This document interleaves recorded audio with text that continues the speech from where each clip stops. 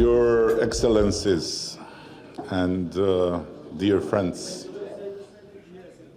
we have gathered here tonight for this annual evening to break bread together while a year filled with both challenges and opportunities ends, and another year is coming soon. Always on this occasion, I feel somehow sad to see the absence of familiar faces, good friends of this country, who had to sail to other destinations. I know they all miss Albania and the never boring time they had here. I send them my heartfelt wishes and ask that when possible, if possible, you let them know they have our enduring respect and gratitude. Meanwhile, I warmly welcome the newcomers to this table. I'm confident they already feel at home, no need to encourage them further. As we approach a new electoral year, I am certain that questions about the upcoming general elections will soon find their way into your memos and papers.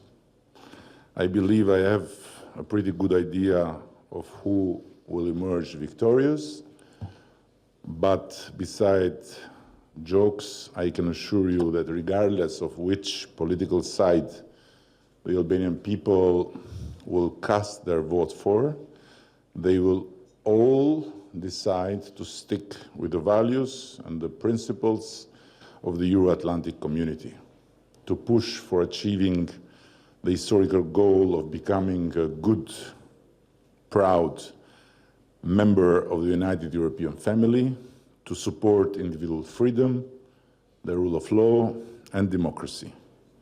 These are non-negotiable commitments that transcend age, gender, religion, region, or political affiliation among Albanians.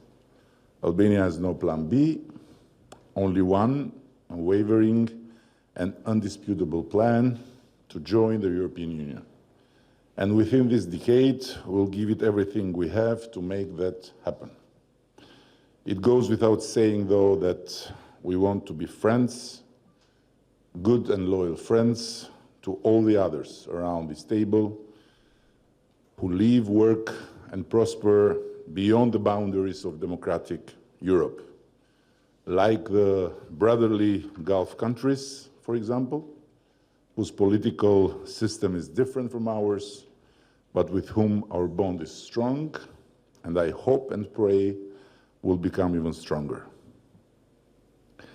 I wish the chair of the Russian Federation ambassador were not empty tonight, but his absence was not our choice. It was the grave choice of his country to break the ranks of peace seekers with an unprovoked and unjustified military assault on Ukraine. This tragic act on the doorstep of democratic Europe has inflicted untold sufferings, countless lives lost, and widespread destruction.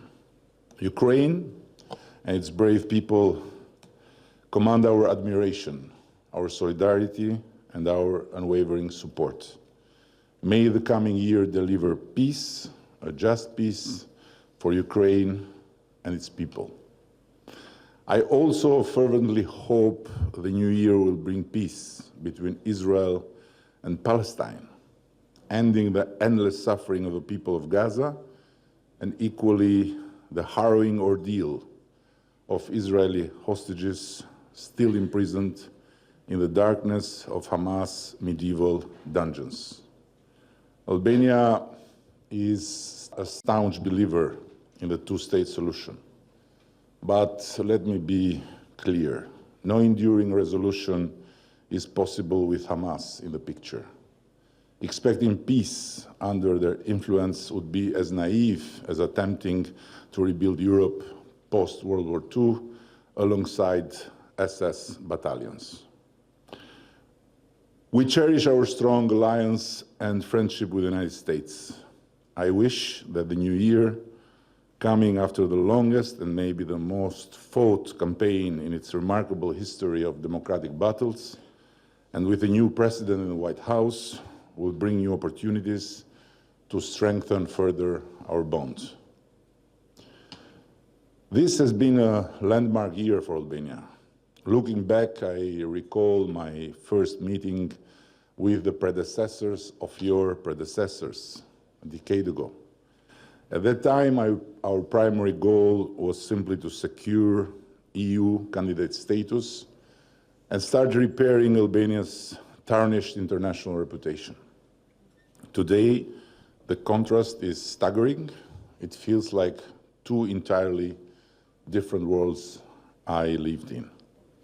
It has been tough beyond words, but it has been worth fighting for all we made happen during these years. And we wish that the new year will need us to fly again with no delay for the opening of other clusters, keeping pace with a very ambitious goal we have set together with the EU Commission to close our negotiations at the end of 2027. I know pretty well that nobody will make it easy for us. Every inch forward will demand ever greater effort. But I want you all to know that we are looking just for that, with no illusions and no regrets. Albania's place in Europe is ours to claim, not yours to grant. It is our duty, and ours alone, to light Albania's yellow star in the Union's blue sky. This lesson learned the hard way is one we value deeply, especially thanks to some EU capitals that doubted what we were made of. For you have all heard the expression, an ambassador is an honest person who has to lie for the sake of his country. I do remember the awkwardness of some of your predecessors who had to constantly spin the vetoes or delays imposed on us after the Commission's recommendations to start accession talks with Albania. It wasn't easy, to put it mildly, but it was an incredibly useful learning curve and also an infuriating source of motivation to prove their capitals wrong. I'm not sure we would have grown up to the final task as much as we did if it didn't go that way. So you understand that my thanks above were sincere, and I mean it, as it couldn't be more sincere, the special friendship that was built exactly through that frustrating way between me and the actual NATO Secretary General, a man of liberal bluntness, Dutch ruthlessness, and long prime ministerness. That phase is over, but our struggles to get into the EU are far from over. Nevertheless, Silvio and all his colleagues from those special capitals, including the truly remarkable and beautiful Constantina, no longer have to spin anything to make it easier for us to hear the tough parts of this journey. We get them, and we accept them as challenges to do more and to do better.